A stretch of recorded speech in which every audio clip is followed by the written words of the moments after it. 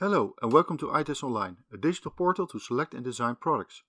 In this video you will learn step by step how to use the product filters.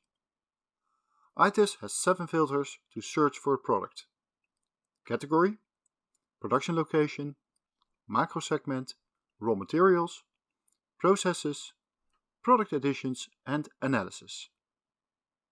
Each of the filter is collapsible. If you collapse a filter, you'll see the filter criteria you can use. I will explain each filter in more detail. The first filter is the category. We made a distinction for our products by looking to the end user. We defined 3 categories: also fed products for business to business, food service and retail. Vegetable oils for business to business are ingredients that, for example, a food manufacturer sources for their production process to make an end product, and resells the goods to another business in the supply chain. You can think of fats with aerated properties that an ice cream manufacturer needs to make an ice cream. The next category is food service. Food service companies are restaurants, hotels, fish and chip shops or artisanal bakeries.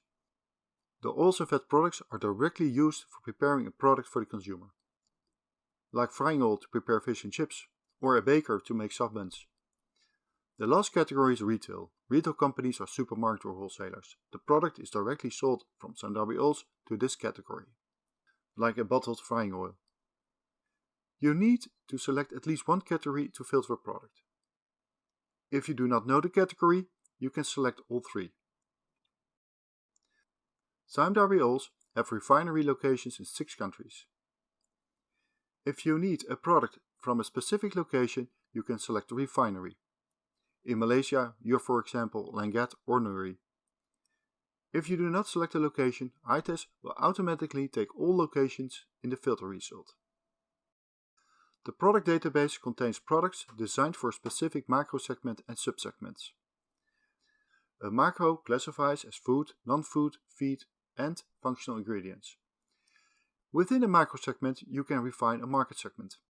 If you select food, you will see, for example, bakery or confectionery. If you select non-food, you can select candles. Also, the microsegment is an optional filter. In iTas, you can exclude raw materials. This means that if you select sunflower oil, you will get products that do not contain sunflower oil. Moreover, you can exclude multiple raw materials. The next filter is to exclude processes. Like raw material, you can exclude specific processing techniques. If you do not want a product that contains partially hardened materials, you can exclude this. The product addition filter has 4 subfilters: additives, certificates, format and packaging. With additives, you can filter products which contain, for example, an antioxidant or emulsifier. You can also select a product with a specific certification, like RSPO segregated or kosher. The format means that the product is produced in another format, like flakes or powders. The functional properties are the same, but the format is different. If you need a product that is available in the packaging, you can select multiple available packaging types. Beware that most of our production locations use different packaging formats. Analysis is the most advanced feature of iTas. Here you can select a product by its properties.